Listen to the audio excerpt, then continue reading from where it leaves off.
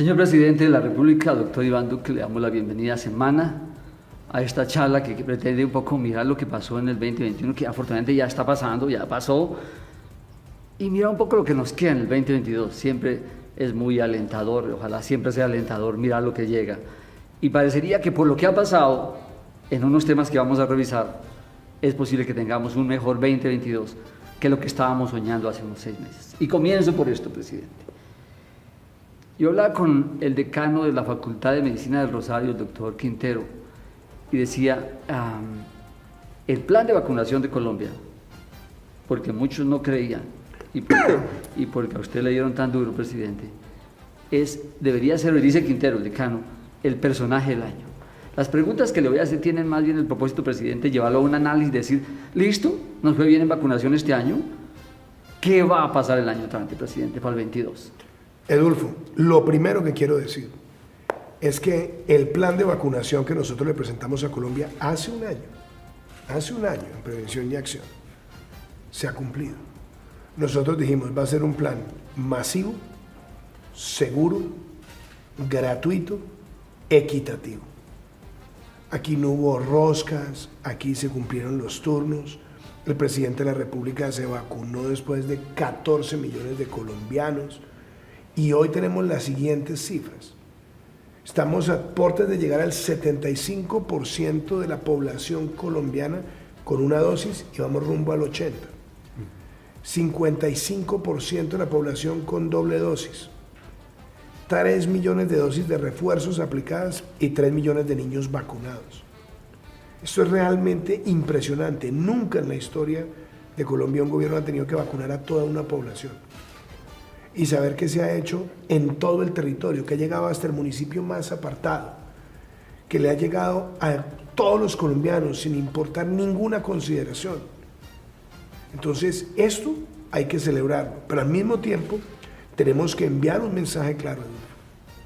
Hoy tenemos vacunas de sobra, nos faltan brazos. Necesitamos que el pueblo colombiano vaya y cumpla con sus citas de la segunda dosis. Necesitamos también que todos los mayores de 18 años que recibieron segunda dosis y que han pasado más de 6 meses también se vacunen. Yo acabo de aplicarme la mía el 25 lo noto y me ha pegado, pero se va sintiendo uno mejor. Porque sí pega un poquito, pero se va sintiendo uno mejor. Además son cosas de 2 días. Pero es necesario, hoy es un deber moral vacunarse porque las vacunas son gratis, son masivas, son seguras y, como digo, son equitativas. Entonces, ese plan para mí ha demostrado que el objetivo de la vacunación masiva como detonante de la reactivación segura van de la mano. Presidente, eso ha salido bien este año por las estadísticas que lo reconocen aquí afuera. Pero ¿qué habrá que ajustar el año entrante? Por ejemplo, algunos gobiernos han planteado, por ejemplo, estímulos, beneficios. ¿Ha pensado en algo adicional, presidente? A ver, por un lado, nosotros tenemos un sistema ya de restricciones que yo creo que está siendo muy bien entendido. Lo segundo, Edulfo, nosotros tenemos que seguir con las dosis de refuerzo, cumpliendo el plan de segunda dosis, y cuando la gente me pregunta, ¿y cuarta dosis? Todo lo que sea necesario para proteger la salud del pueblo colombiano, lo vamos a hacer. O sea, ¿es posible, presidente, que antes de que usted se vaya al gobierno deje la cuarta dosis? Si la evidencia científica nos muestra que ese es el camino, allá estaremos. Y no hay problema para recursos y se conseguirá la plata. Hay que buscarlos, Edulfo, hay que darle eso prioridad como lo hemos hecho. Es que lo más importante para la reactivación es la vacunación masiva. Por eso cuando a mí me preguntaron, ¿cuáles son sus 2 principales metas del 21? Yo dije, vacunación masiva, reactivación segura. Y las 2 se lograron. ¿Usted tiene una idea de cuánto le puede estar costando al país la dosis para cada colombiano? Depende, Edulfo. Nos ha tocado dosis de 10, de 15, de 20, dependiendo la casa farmacéutica.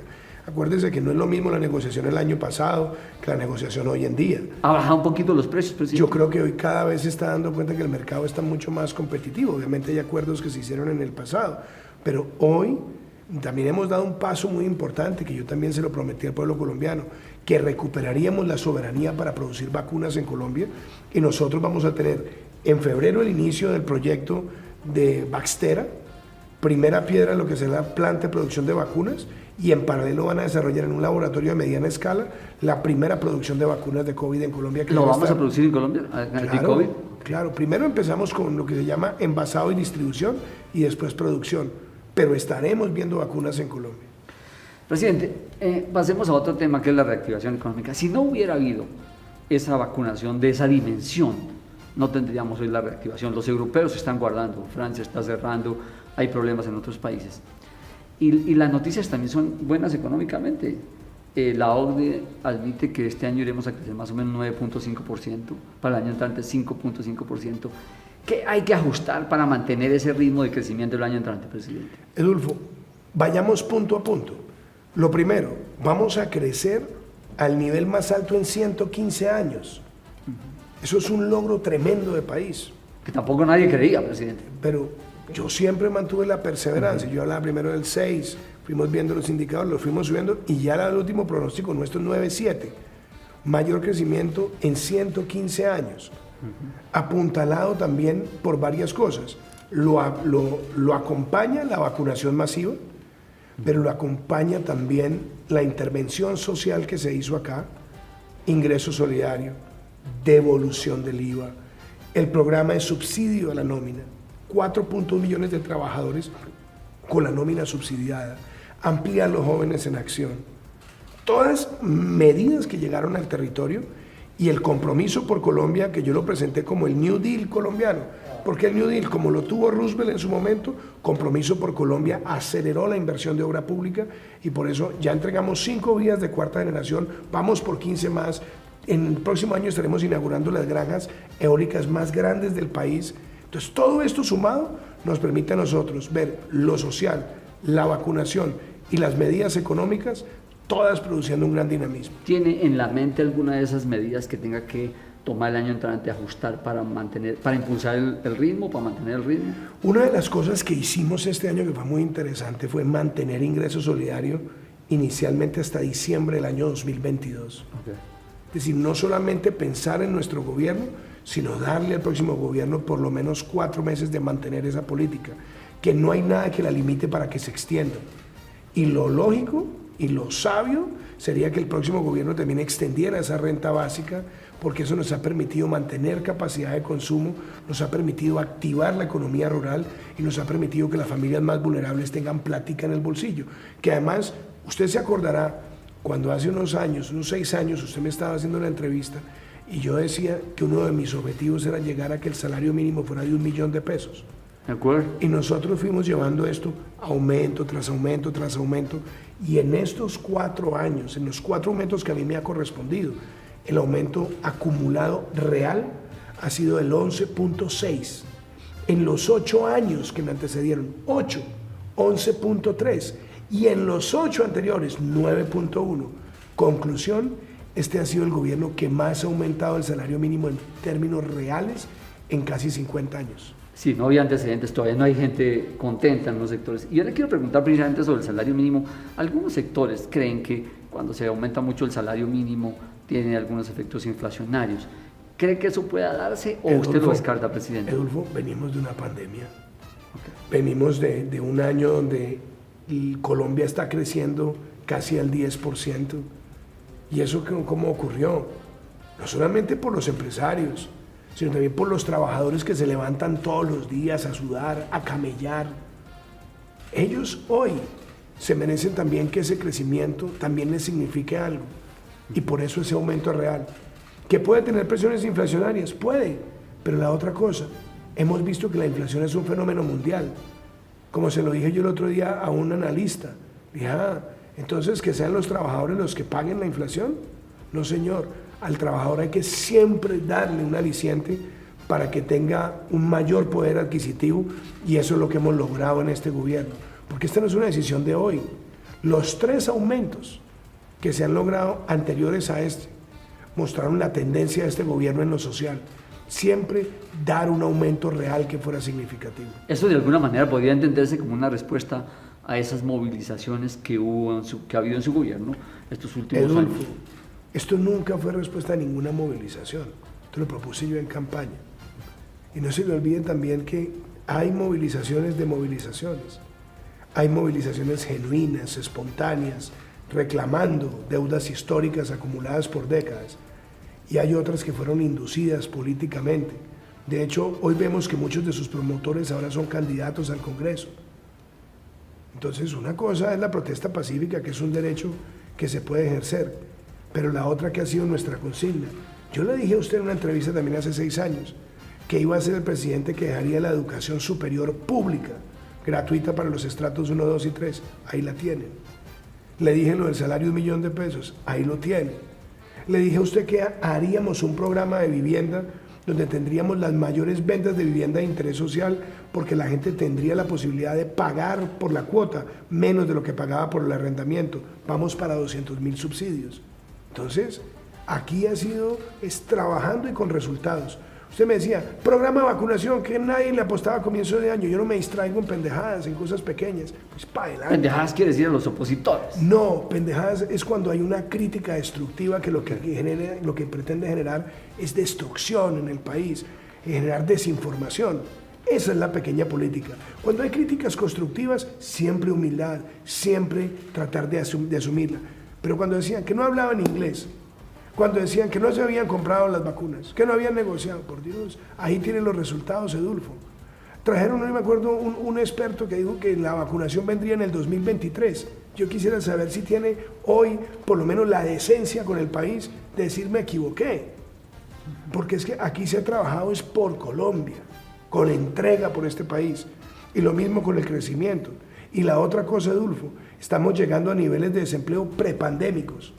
Entonces, acá seguimos trabajando y no vamos a dejar de trabajar intensamente hasta el 7 de agosto del 2022. Otro de los puntos que usted me acaba de referir, señor presidente, es el de la educación. Usted destinó, el gobierno suyo destinó una buena cantidad de recursos para pagar las matrículas universitarias a los estratos 1, 2 y 3.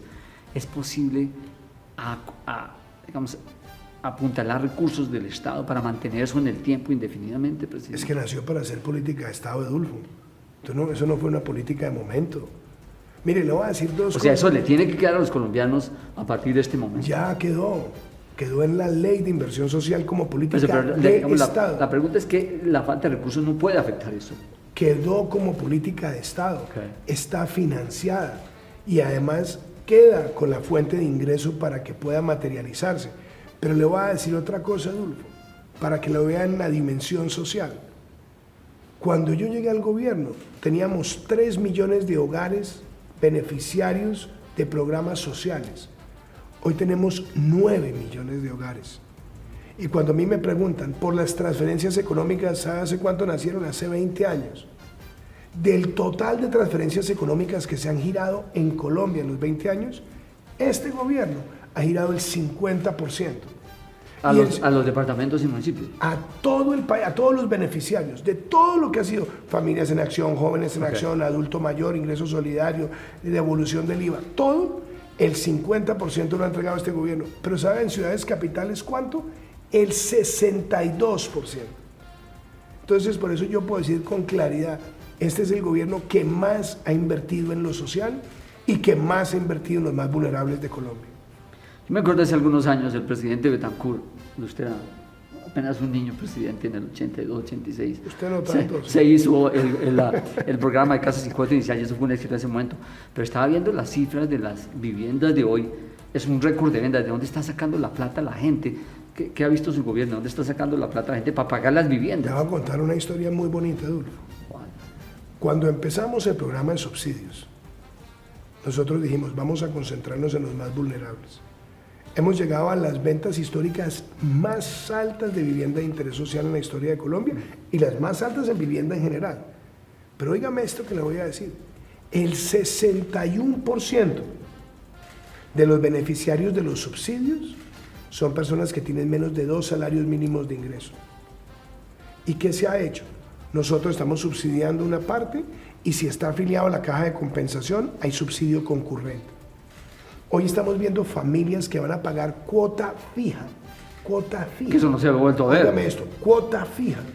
Durante 20 años van a pagar por cuota menos de lo que pagaban por el arriendo.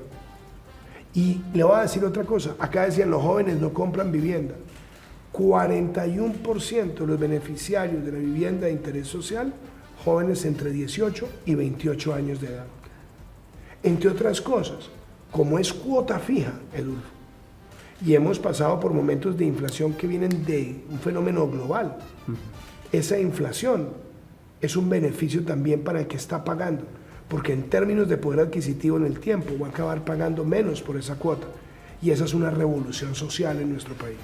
Dígame, presidente, por favor, o dígales a la audiencia de Semana, ¿cómo se va a traducir para la persona de a pie, del barrio, la vereda, del pueblo, esta revolución en las energías alternativas? Que eso no existía antes, era muy incipiente, y tendrán que aceptar todos, enemigos y amigos, que queda un buen balance en energías alternativas. Edulfo, se lo pongo de este tamaño. Para explicarle a la gente. Se lo voy a poner de este tamaño. A ver, presidente. Cuando empezó el gobierno, ¿sabe qué porcentaje de la matriz energética eran las renovables no convencionales? El 0.2%. ¿Con cuánto la vamos a dejar, presidente? La vamos a dejar en proyección de llegar al 20%. Es decir, solamente en los proyectos que tenemos hoy, construidos, por inaugurar y recién subastados, estamos pasando a 2.800 megavatios, 100 veces lo que nosotros teníamos cuando empezó el gobierno. Entonces, ¿esto en qué se va a ver representado? Que cuando entren a funcionar todos los proyectos, esto va a ayudar a reducir la tarifa de energía. El costo tiene que ser menor o menos las alzas. Va bajando el costo, Okay. Pero adicionalmente, algo muy importante, estamos teniendo una matriz más diversificada, porque nosotros teníamos momentos donde cuando llegaba el fenómeno de la niña o el fenómeno del niño, empezábamos a ver situaciones de complejidad, pero sobre todo cuando tenemos épocas de sequías y se empieza a afectar el llenado de los embalses, como pasó en el año 2017. Tocó ir a prender térmicas. Eso ya no vuelve a pasar. Hoy vamos a tener una mejor distribución. Entonces, eso es una ganancia para nuestro país. Y también con otra cosa, Adolfo. Estamos a pocos días de inaugurar la granja solar más grande hasta ahora en Colombia, granja eólica, perdón, en La Guajira. Y en el mes de junio tenemos que estar instalando una de las más grandes de todo el continente, más de 500 megavatios, solamente de generación con viento. Entonces, esta revolución está ocurriendo y ocurrió porque tomamos las decisiones correctas, una ley de transición energética, los estímulos correctos, y hoy estamos viendo a muchas empresas autogenerar con energías no convencionales, y la empresa líder en autogeneración hoy es Ecopetrol.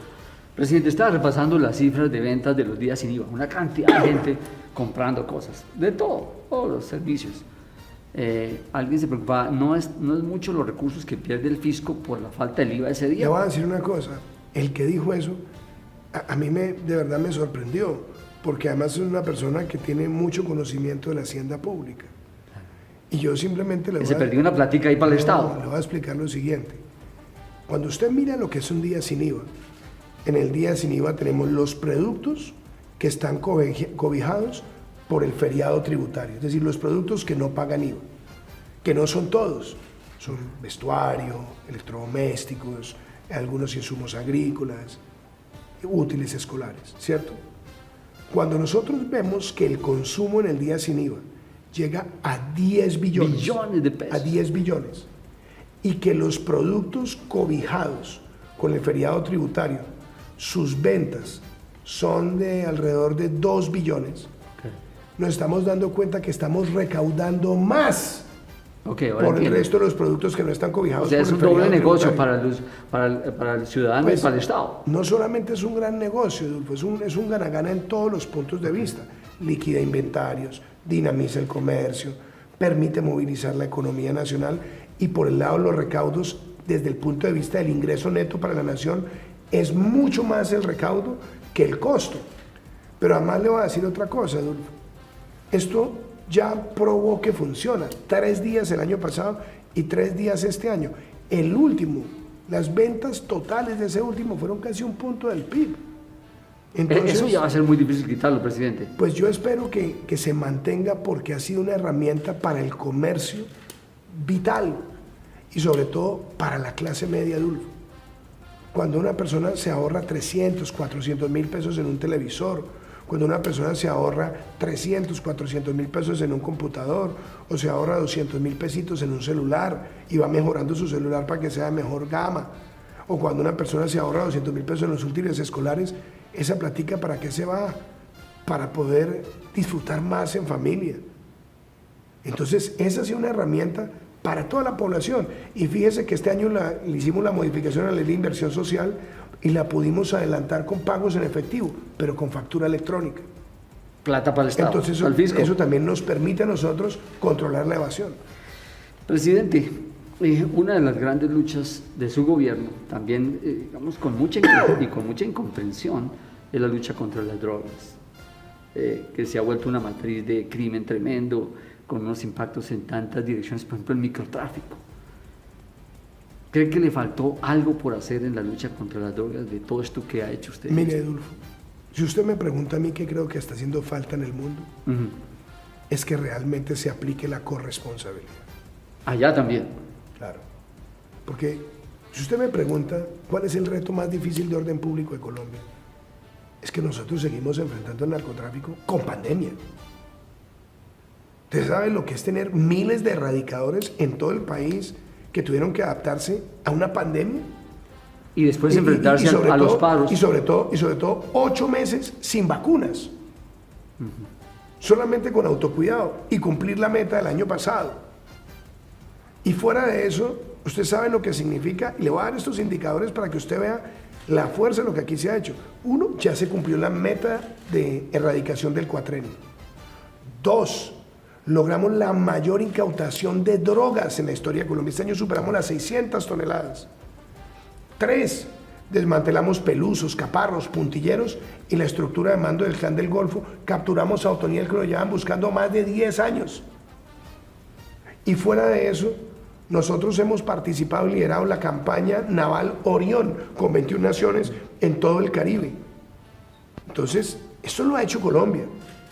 Y obviamente, ¿qué siento yo que falta? El tema de la corresponsabilidad. ¿Por qué? Porque el año pasado se creció el consumo de droga en todo el mundo, en los países más desarrollados, y este año también. Entonces, nosotros hacemos todos los esfuerzos, pero si no se hace un esfuerzo del lado del consumo, va a ser muy difícil y muy costoso para nosotros seguir enfrentando esa batalla. Este es más un llamado a Washington o al gobierno y también a Europa, que son los dos polos de Yo lo he consumo. dicho públicamente. Mire, yo he dicho 2 cosas públicamente. Uno, eso que siempre yo se lo dije al presidente Trump, se lo dije al presidente Biden, se lo he dicho a los presidentes de Europa, y todos son conscientes que en eso tenemos razón y que se tiene que hacer mucho más allá. Pero la otra cosa, Adolfo, es que cuando hablamos, por ejemplo, del daño ambiental de la coca y de la cocaína, poco se habla que para sembrar 1 hectárea de coca se están destruyendo 3 hectáreas de bosque tropical. O poco se habla que para producir 1 gramo de coca se han utilizado galones de gasolina. Es decir, cuando vemos, por ejemplo, las emisiones de CO2 que tiene 1 gramo de cocaína, nos damos cuenta que es escandaloso. Y el mundo también necesita generar esa conciencia, porque hay muchos consumidores que también enarbolan una serie de banderas ambientalistas, pero resulta que con ese consumo están deteriorando el ambiente, financiando el asesinato de líderes sociales, ayudando a la destrucción de tejido en muchas comunidades. Hemos hecho un repaso, presidente, y con su análisis por estos temas que se convirtieron en unos puntos muy positivos del gobierno, con las cifras a la mano. La OCDE, por ejemplo, reconociendo el crecimiento económico, la reactivación económica, en fin. Y quiero ir ahora a unos temas un poco más livianos. Por ejemplo, pero una cosa sobre eso, digo, humildad y trabajo. Humildad y trabajo. Cuando tenemos buenos indicadores, humildad para perseverar. Quiere decir que no se deja sacar la piedra así, presidente. Usted me conoce, Adolfo, yo no me he dejado sacar la piedra, ya llevo lidiando a todo tipo de contrincantes. Y ya no se va a sacar. Y nunca me ha sacado la piedra. Bueno, pero tengo que poner un par de temitas, presidente. Por ejemplo, ayúdeme con esto y me da alguna noticia. Cuando usted se acuesta a la cama en la noche y dice, definitivamente este año no alcancé a hacer esto, se me agotó el tiempo, voy a esto para el año entrante, sí. Un par de cosas que el año entrante quiera meterle duro. O sea, por ejemplo, a mí que me duro, yo pensé por lo menos que alcanzaba a cerrar el año finalizando toda la reconstrucción de Providencia. Ahí le queda faltando un poquito, admite, sí. Se nos va a ir unos mesecitos más, Okay. Pero la verdad es que sí he hecho un trabajo titánico, pero sí, ahí por lo menos yo creo que mis expectativas en eso, pues a mí me imponen un reto, reconociendo que la labor que ha hecho Susana Correa es inmejorable, lo que ha hecho Sandra Gómez es inmejorable, lo que ha hecho el ministro Malagón, el ministro Mesa, la ministra Ángela, porque todos se han volcado, el equipo de la presidencia, María Paula Correa, Víctor Muñoz, todos hemos trabajado en esto y lo vamos a completar. Y yo creo que nuestro reto, meta ahorita, es dejar esto concluido para marzo. Ahí le faltó un poquito en ese sentido. ¿Algún Sí, otro frente, presidente? Hay otros temas, por ejemplo. Por ejemplo, ¿cuáles? No, uno siempre quiere. Claro, uno siempre falta un más, poquito, presidente. pero no, por ejemplo, me gustaría por lo menos que hubiéramos avanzado en otro par de 4Gs para entregarlas este año, que se nos corren por semanas, por días. Okay. Pero bueno, esa es la labor. Pero al final dijimos, vamos a entregar 20 y 20 vamos a entregar.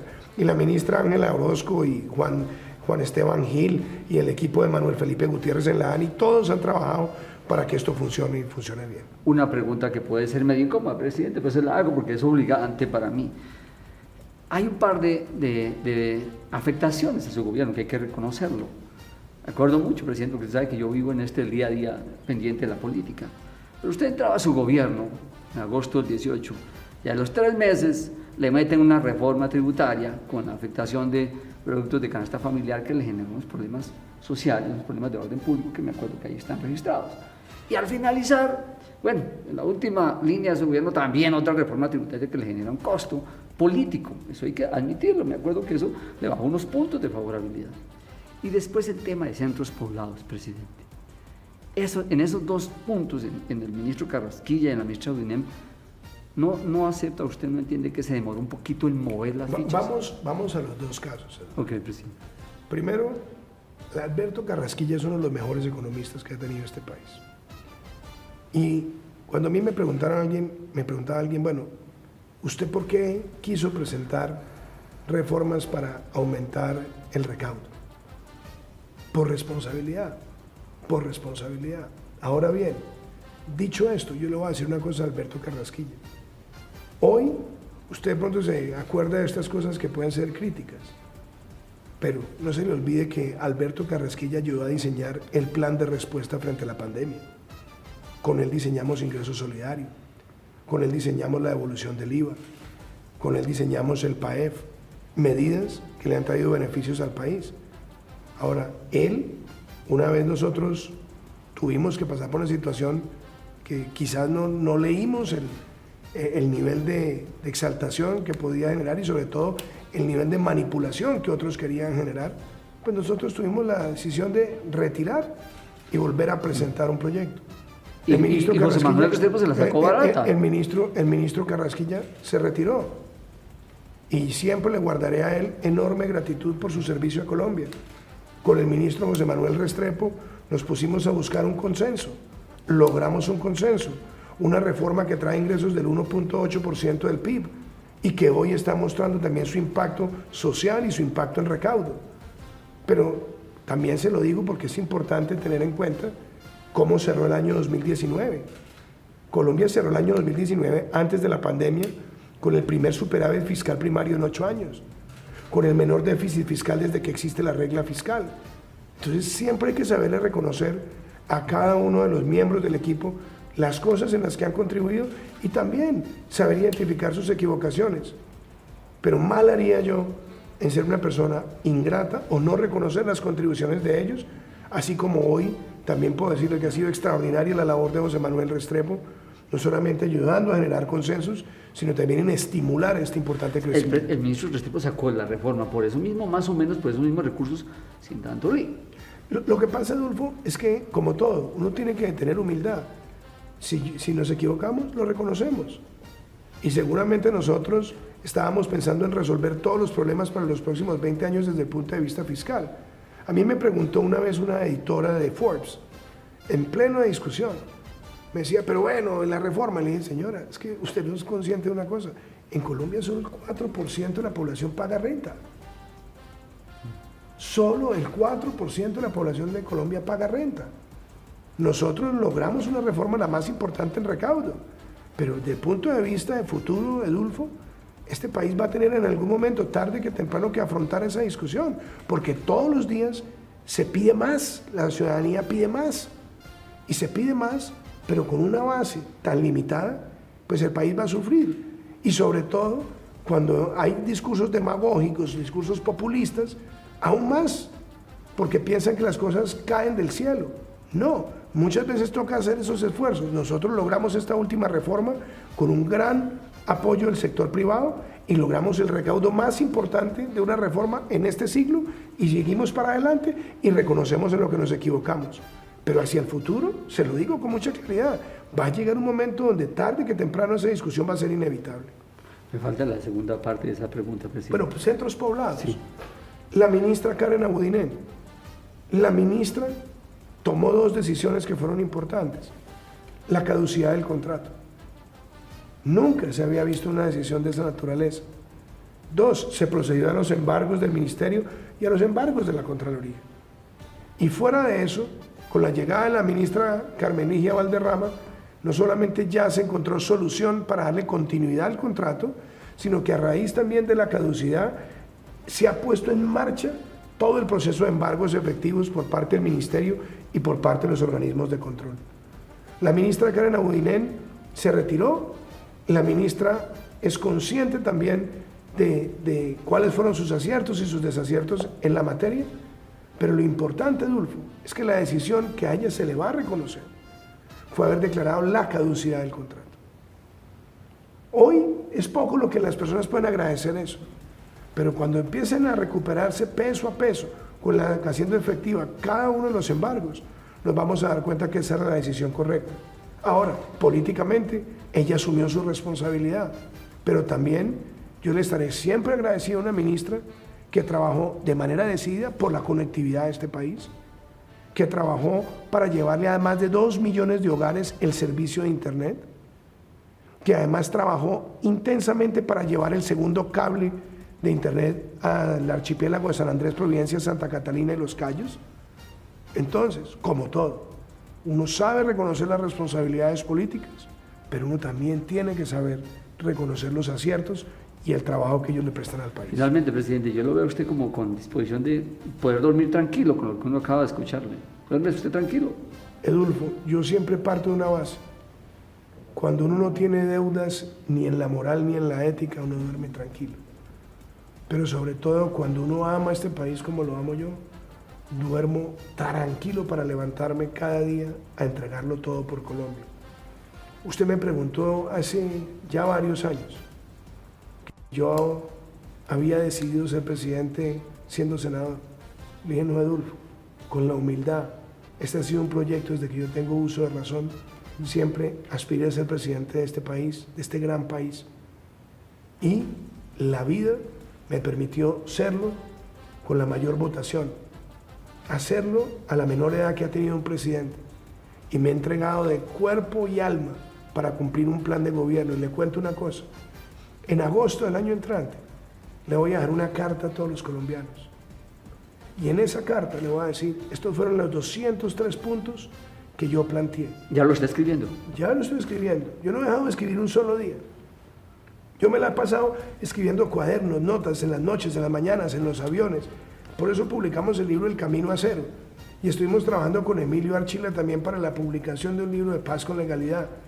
Y voy a dejar esa carta a los colombianos donde voy a decir, de esos 203 puntos, ¿cuáles se lograron? ¿Cuáles no?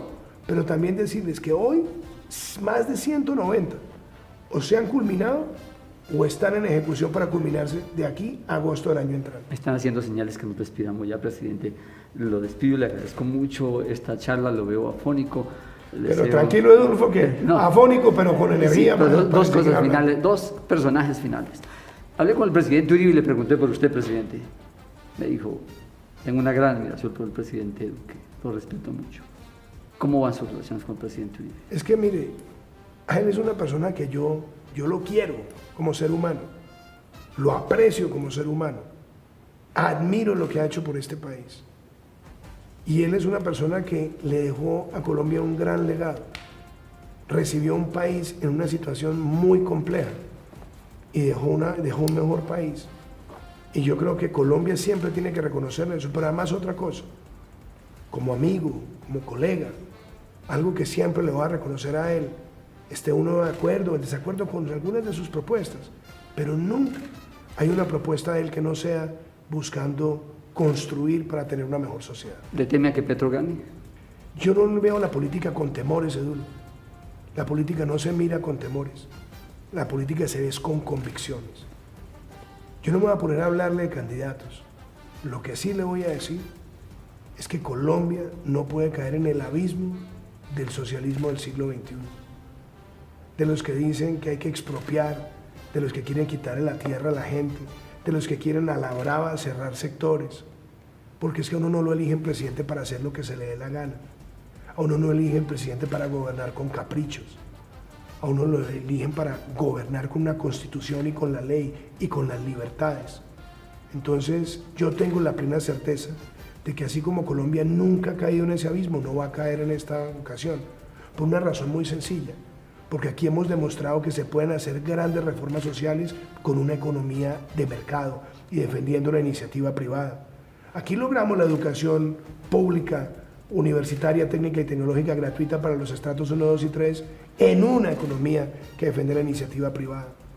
Aquí logramos el mayor aumento real del salario mínimo en 50 años en una economía de mercado y en un país que defiende la iniciativa privada. Aquí logramos la masificación de los subsidios de vivienda de interés social en una economía que defiende la iniciativa privada. Entonces, cuando uno ve los logros de Colombia, uno se da cuenta por qué este país no ha caído en ese abismo y por eso tengo la certeza que no va a caer en él. Gracias, presidente. Tómese una agüita caliente. Le deseo un feliz Muchas gracias, 2022, presidente. Muy amable. Muchísimas gracias.